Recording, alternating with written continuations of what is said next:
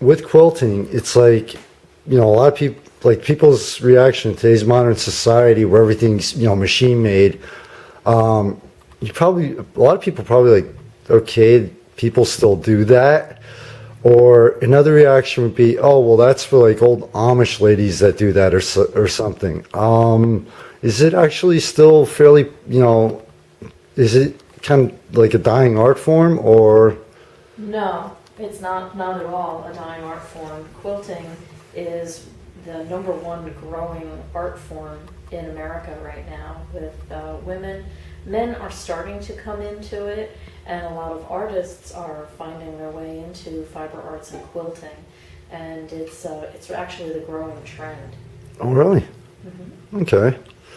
It's actually good to see that, so a lot of people still probably think of art as painting. It's like the first, you mentioned art and all of a sudden it's like, oh, paintings, and it's like they don't realize exactly all the different types, everything from sculpture, oh, well, sculpture, well, as I've learned in the past year, there's just a lot of different subgenres there. Yeah. Now, how did you start off as an artist? I know this is probably going way back, but how did you start as an artist? Yeah, it goes way back. I knew from the time that I was about 4 years old that I wanted to be an artist, and I went to school early. Actually, I went to school 1 year early, and I would do portraits. I would draw portraits, and I would also do my own designs. I would illustrate all the extra white space in the pages of the books that my family had. I loved to just color everything in that I could see, and if I had colored pencils or crayons or felt tip markers or anything that I could get my hands on, I was always drawing and painting and doing all those things, and I always knew that's what I wanted to do. And I had a desk in my room. Even as a teenager, I continued on to do my own designs, and I did not go to art school. I taught myself almost every medium that I know. Okay. I've taken just 1 or 2 classes, and I did that when I was in my 40s. Honestly, especially in today's world, you really, as much as any place, like to go to school and everything, for if you want to get into business and stuff, that's great. But it's great to have the formal training, but sometimes it's better to learn everything on your own. At least that's the way you learn a lot more trying things on your own than you do through the textbooks. Mm-hmm. Now, what was? I know you do different genres. Different styles, different medium styles. Do you remember the first one you started with that you actually, consistently? Yes, the first art form that I considered to be the work that I would say I did my first series, which is many artists work in series. I went to the Smithsonian and saw Japanese woodcuts, and I was really fascinated by them, and I started cutting wood. I looked up how to do it. I went to the library and found books on printmaking, and started go to the hardware store and get a piece of wood and just started carving. I found the tools in the store and started carving and trying to make prints. And after I did that, actually a friend of my mother's saw them and suggested that I join a cooperative print studio in North Carolina. I lived in Charlotte, North Carolina.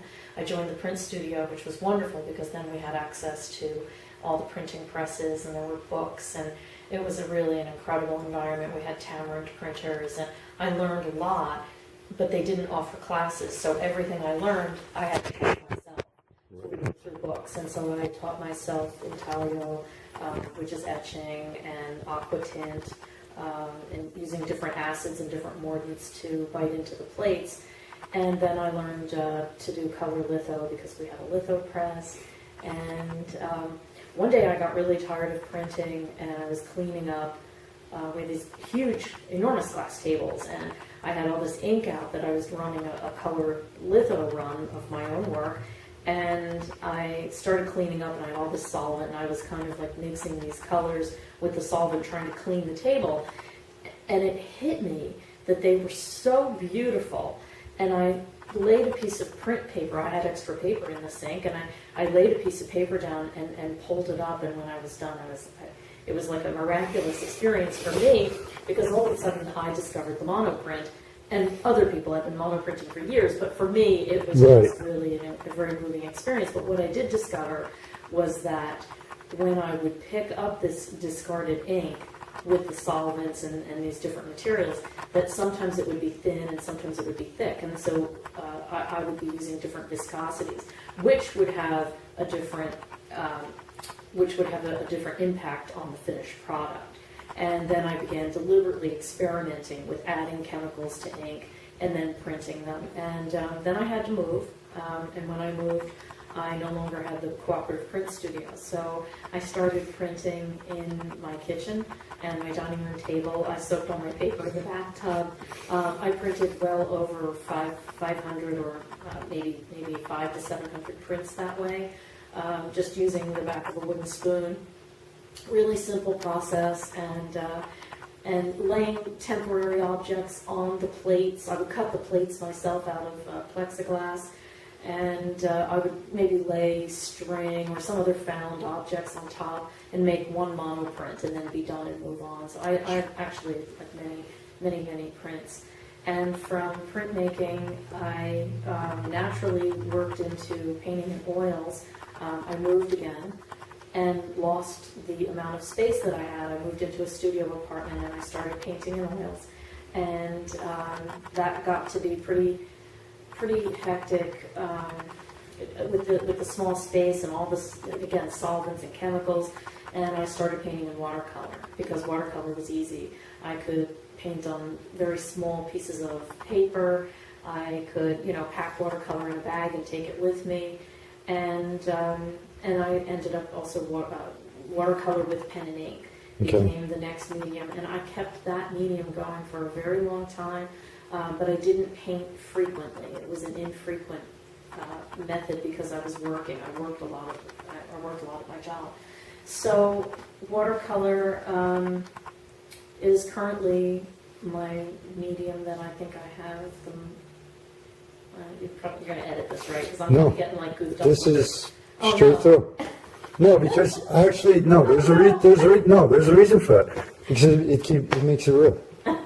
When this is real. Yeah, this is what people actually expect out of Valley Mountain. They want to see things that are real, not like photos and videos in the way I write. I want to. This is the way people are going to see if they stop in here.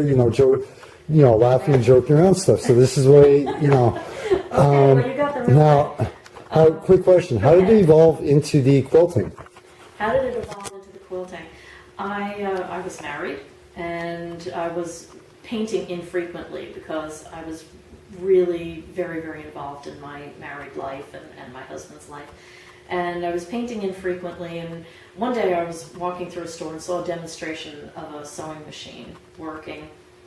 People were working with these sewing machines, and I just thought they were incredible, and I thought, I really want one of those machines. And they're so spectacular, modern sewing machine just has so many features because they're digital. They're not just simple, old-fashioned sewing machines. And so I made it a point that as soon as I got the money together, I got my first sewing machine, and I just wanted to sew everything. I think sewing was one of the most empowering things that I've ever done because I learned that I could construct things. It wasn't like woodworking where you needed, a lot of tools, a lot of power tools. It wasn't like working in metal where you 100 different chisels and stuff. Chisels and tools in a shop and all. And you've got this soft fabric. It was easy to work with. It was easy to get, and it wasn't really expensive. I found scrap materials that I could also stitch together, and sewing was really empowering for me because I just learned that I could sew anything together. I could make things, and it felt so good to be able to make something, to construct something. And from there, I just very, very quickly fell into quilting because once I went to the fabric stores, there's a lot of quilting shops, and then I met the women who quilt, who invited me to join the guilds, and one thing led to another, and I upgraded my sewing machine 3 times until I ended up with a Bernina, and I also have 2 two baby lock, Laura Ashley. You're right. That's not their sewing machine I remember growing up. That's. I know. The Swiss actually, it's Swiss made. They actually call it a sewing computer. They don't even call it a sewing machine. What isn't called a computer anymore, though? Yeah, that's right. That's right. So it's what's really special about the Bernina. The Bernina has a patented foot called the stitch regulator, and Okay. It allows you to sew in a particular way. But so I really fell in love with sewing, and in the middle of falling in love with sewing, I still paint. I would never give up painting, and painting is my first and foremost love of art that I do. I recently started painting in acrylics, so that's I have a whole new series of acrylic paintings. Now, with what you said about when you discovered the sewing, so basically you discovered a natural ability and talent that when you started doing that, you might not, if it would have been for like that, you might have never known you had for that. So Yeah, I guess so. Most I've people, seen a lot of your work in that, and it's just phenomenal. Well, thank you. I didn't learn to sew when I was a kid, and I actually learned to hand stitch, and I was really scared of sewing machines for some reason. They scared me, and I think I had a sister who went to home ec and sewed over her finger or something, and I think that just always kind of stuck in my mind. That'll traumatize. Yeah, that'll do it. It was intimidating. So I thought, I don't want to learn to do that. I don't want to learn to sew with a sewing machine. And so I did all the hand stitching. And the other people in my family did sew, but I didn't. And so I actually became a master embroiderer. I had an aunt who taught me to do hand stitching and embroidery. And I don't know if you've ever seen any of my work, Michael. I might have. I have one piece in particular that I managed to rescue, and I can dig it out if you ever want to see it. But anyway, a lot of people are pretty fascinated by it. It's all hand painted, hand dyed, and hand stitched. And I dyed all the threads. I dyed everything by hand. And I still do that in my quilting. I still paint fabric and then bring it together. These pieces are vintage kimono fabrics, which get made into art quilts, and sometimes they get sewn onto jackets, and they get made into other precious objects. So that's what I'm doing today. You mentioned the jackets, which is the main thing, other than the quilting. What came up with the idea for the denim jackets? See, you literally. I mean, the denim jackets, I can remember as a kid, it's like, 70s, 80s, 60s, denim jackets, and all of a sudden it's like you just brought new life and you brought the denim jackets to the forefront again. What gave you that idea? I got the idea, I was up in Boston, in the South End, and I was walking through, there was a great little curiosity shop. I stepped inside, and this really lovely woman had a lot of products from Japan that she had brought back, and she had antiquities, and she had new things from Japan as well. And she had these bags of scrap kimono fabric. And I thought, well, I'm a quilter, I should be able to find something to do with these pieces of fabric. So I came home, and when she saw that I wanted them, she said, oh, wait a moment. And she came out with this giant bag. She was a great big huge bag in the back of the store. And she came out with that. So here I got these bags of kimono fabric, and I get home, and of course my mom says, what are we going to do with those? And so we sorted them. We pressed them all. We sorted them by color. It was a really big undertaking. It took us several weeks. And I was sitting one day with her, and I was kind of, we were at the table and we were having tea, and I was doing this sort of a thing, kind of the way girls, teenage girls play with their hair. And I was just doing this, kind of like fooling around. And I said to her, oh, Mom. And I think like it dawned on me that we could actually do something interesting with them, make bracelets or make clothing. And so first we had the bracelet idea. And then it just naturally grew into the jackets. And it was just both play and experimentation. So that's actually how it happened. Okay, well, just because we're kind of both pressed for time, I just want to add one final question for you. There'll probably be a part two at some point.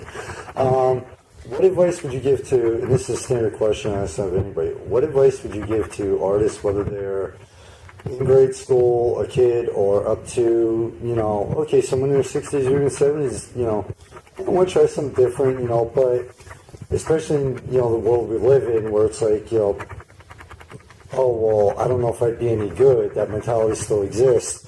Anybody in general who decide to go after their dreams, especially in arts, what advice would you give to them?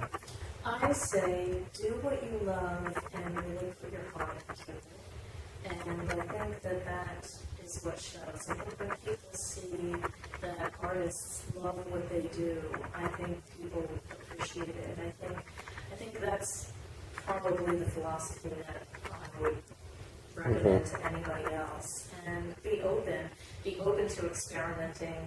Don't think that everything that you make is good or bad or needs a label. Sometimes just let the art go. Just let yourself go and be creative. We're born to be creative. We're born to create. No one taught people how to carve the Venus of Willendorf. 30,000 years ago, there were cave paintings. 30,000 years ago, it's a natural process. It's a natural part of being human, and I think creating is really important. Okay, now what about as far as like you see all these schools, especially online schools now. Oh, even in arts, I've seen a commercial. Go get the training, get the degree and everything. Even in arts. I realized that if you want to be a graphic designer for game company advertising or something, that's important. But as far as you just I'd like to I want to do with my photography, have a couple pieces in exhibits, see how things go. Would you say that formal training is formal training versus learning everything on your own? I'm not saying trying to get an actual job in it, but just doing it for fun and seeing where it goes.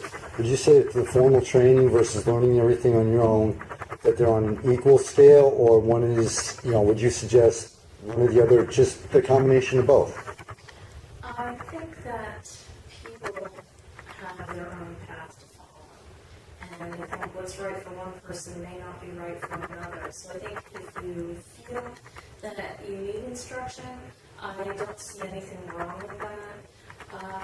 I didn't take that path, and because I'm not a fan of institutionalization, I don't believe in it. I'm not sure what the solution is, because we're really burdened with this huge institutional system that we have now between school and jail and college and corporations. But I'm not sure what the answer is to resolve that issue, but for me, it wasn't the right path. I needed the freedom to be able to experiment, to be able to create, and not to be oppressed and forced into a box or told what to do. And I think my mother championed that from the time that I was a very small girl.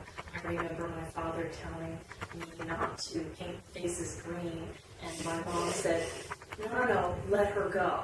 And I think that's just one example, but I think that we were often allowed to experiment, and I've continued to experiment, and that's my path.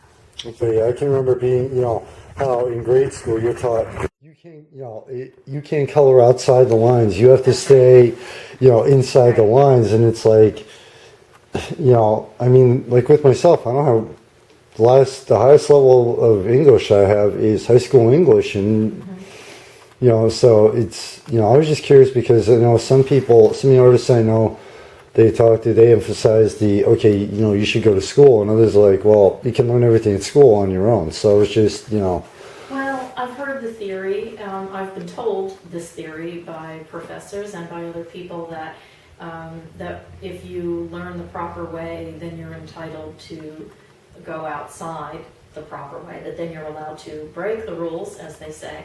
I'm not sure that those rules need to exist for every person. I just don't know.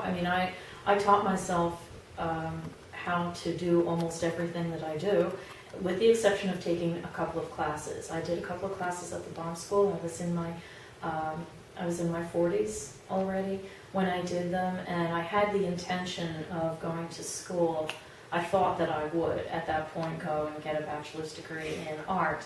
And life changed. It didn't happen, and I'm okay with that. Actually, I'm actually very free and very content that I do what I do now.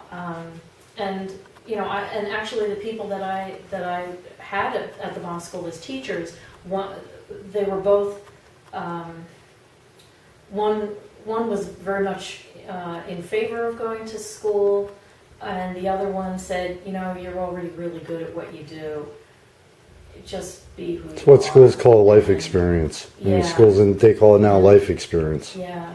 So, you know, for me, a couple of classes didn't hurt, but I'm Okay. a champion of learning on your own if that works for you. But I think that other people do need instruction. I think other people like that. They want to learn someone else's technique. Mm-hmm. I don't. I like to be innovative.